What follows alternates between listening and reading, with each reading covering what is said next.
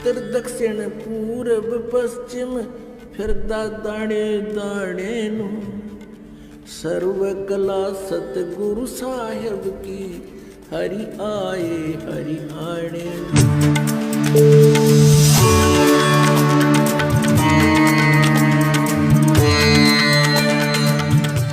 तो आप इतना ही मांगो जा में कुटुंब समावे, यानी रिक्वायरमेंट ऑफ द फैमिली, परिवार की आवश्यकताएं ये है जा में कुटुंब समावे, और हम भी भूखे ना रहें और अतिथि न भूखा जाए। फिर देगा आपको, और फिर रहो मालिक के वचनानुसार चलो। फिर कैसे, जैसे परमात्मा कहते हैं चिड़ी चोंच भर ले गई नदी न घट्यो नीर, दान दिए धन घटे नहीं, यूं कह रहे साहिब कबीर। परमात्मा अपना साइन कर रहे हैं इस वाणी को बोल करके, कह रहे साहिब कबीर कि दान करने से धन नहीं घटेगा, ये नियम है परमेश्वर का। और दान सुपात्र को करे, गुरु बिन माला फेरते, गुरु बिन देते दान, गुरु बिन दोनों निष्फल हैं, चाहे पूछो वेद पुराण। देते को हर देत है जहां तहां से आण, अण देवा मांगत फिरो फिर साहिब सुने ना कान। अब परमात्मा ने एक भूमिका करके दिखाई हमारे को कि साईं इतना दीजियो जिसमें कुटुंब समावे। एक धानक, एक जुलाहा सुबह से लेकर शाम तक एक बारीक बारीक तार इकट्ठे करके धागे और कपड़ा बुनता है। एक दिन में मुश्किल से भी 5 फुट 10 फुट बना पाता है, 5 फुट 4 फुट, और बहुत लंबा सैकड़ों फुट का तार वो थान बनाना पड़ता है। ताना बनाते थे, वो हफ्ते में पूरा होता। उसकी जो मेन ताना मालिक को मिलता, उसमें से अपने परिवार के लिए जो आवश्यक सामग्री थी, खाद्य पदार्थ लाते, और शेष बच जाते उसको सत्संग और भंडारा में लगाया करते थे। इस प्रकार परमात्मा हमें उदाहरण देते हैं कि इस लोक में आप भगवान की भक्ति अवश्य करो, पूर्ण संत से प्राप्त करके, फिर परमात्मा एक्शन में आवेगा। और वैसे आप ये फार्मूले अपनाओगे तो सफल नहीं हो पाओगे, क्योंकि फिर आपके साथ काल रहेगा, ये मन, और केवल वर्क डन मिलेगा आपको। यहां वर्क से भी अलग मिलेगा आपको, किस्मत से भी नारा देगा परमात्मा, क्योंकि हम परमात्मा से कुछ और मांग ही नहीं रहे, इतना ही मांगते कि हमारी भक्ति बनी रहे और हमें कोई आवश्यक वस्तु का अभाव ना हो, बस इतना सा।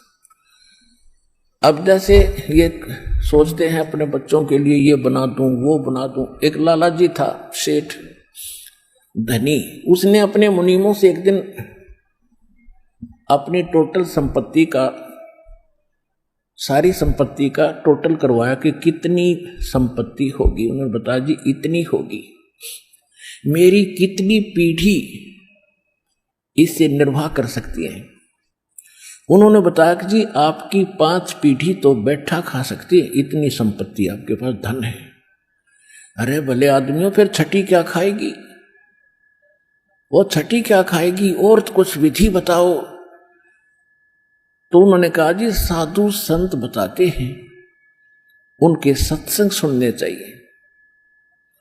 तो सत्संग में बताया गया कि भाई दान करे, जब धन चाहे तो दान करे, और दान से धन घना मिलता है। और दान में जैसे साधु संत भक्तों को जो दान करा जा वो ज्यादा लाभ देता है। जैसे यहाँ तो सारे साधु संत आते हैं, भगत, असली भगत तो यहाँ आते। फिर भी जो भी जैसा मालिक के नाम पर कहीं के जंगलों में झोपड़ियों में बैठे थे साधु भक्त, तो पिछले संस्कारी होते, पिछले पुण्य उनको प्रेरित करते हैं, तो वो कहीं ना कहीं बैठ कर राम राम करते ही रहते हैं। लेकिन भविष्य का चार्जर उनके पास है नहीं, पिछले पुण्यों उनके पास हैं, जिस कारण से प्रेरित होकर के इतना बड़ा फैसला लिया, जंगल में बैठे या कहीं भी कोई साधना कर रहे हैं। तो उनके पिछले पुण्य ही वहां फल रहे होते हैं। एक आधे को आशीर्वाद दे दे, उन्हें लाभ हो जाए, उसको रोटी मिल जाए, ऐसा चल रहा था इनका काम। तो एक साधु था और पति पत्नी थे, दोनों वहां रहते थे। उनको मालूम था यहाँ भक्त हैं। तो उस लाला जी ने क्या किया, सेठ ने सभी मुंशियों को कहा कि नौकरों को साथ लो और आसपास जितने भी साधु संत हैं सबको आटा दे आओ, किसी को जो मांगे खांड दावल चाल सब ले जाओ और दे के आओ। अब देते हुए आ रहे थे, उस भगत के यहाँ आए। उन्होंने कहा कि ले भगत जी, हमारे लाला जी ने आपके लिए एक सीधा भेजा है, यानी आटा चावल खांड नमक आदि दाल आप ले लो। उसने अपनी पत्नी से कहा कि देखना कितना सामान अपने पास है। उसने कहा जी शाम का है, दिन में गई थी, शाम का हमारे पास है। शाम का है, कहा जी। उन्होंने कह दिया भी हम नहीं लेते, हमारे पास शाम का सामान है। तो वो कहने लगे रे भगत फिर कल भी खा लियो। बोला कल की कल देखी जाएगी, अब नहीं ले हम। बोले कमाल की बात है। उन्होंने नहीं लिया तो वापस लेकर आ गए। वो सेठ ने पूछा तुम दे के क्यों नहीं आए? वो एक और वहां भी था, उसने गिन रखे थे, सारे गिनवा रखे थे। उन्होंने कहा जी उन्होंने ये नहीं लिया। क्यों नहीं लिया? उसने ये कहा कि शाम का तो है, सुबह का भगवान और देगा, आप देगा, हम टेंशन नहीं लिया करते। अब उस लाला जी का सिकरो घूमया फिर दिमाग का, अरे तेरा गजब हुई हो, मैं तो छठी पीढ़ी का ठेका ले रहा हूं, सुबह की भी परमात्मा पे छोड़ दी। वहां से चलकर वहां आया, उसने पूछा कि भाई आप ऐसा निर्णय क्यों ले रहे हो, भूखे मरोगे? भूखे, वो कहने लगे भूखे मरा करें वो जो भगवान पर विश्वास नहीं करते। और हमें भगवान आगे से आगे देता उसने, क्योंकि ज्ञान सुन रखा था। लाला जी को बैठा लिया, कहते मां के पेट में जब आप थे किसने चिंता थी तेरी? हाँ यह तो बात सही है। जब आप मां के गर्भ से बाहर आए, आपका दांत नहीं थे, आप रोटी चावल आटा नहीं खा सकते थे, और उससे पहले आपकी मां के सतन में दूध भी नहीं था, हक नहीं था। बाहर आते ही बालक कितना चिंतित है, आपको अमृत दूध पिलाया। अरे तू ठेकेदार हो रहा छठी पीढ़ी का, तेरी बुद्धि भ्रष्ट होगी लाला जी। और गधे की योनि में जागा तू। तेने बोला जी कि एक रूम तो मेरे गया कि एक रोजी कोड इकट्ठा कर लिया तने, पाप का भागी तू होकर खाएंगी तेरी पीढ़ी। वो अपनी किस्मत साथ लेकर आएंगी, तेरे भरोसे नहीं है। अब क्या करूं, मैं तो मेरे गया जो बोला इसने बांट दे, धर्म कर दे, तेरी जान बचेगी।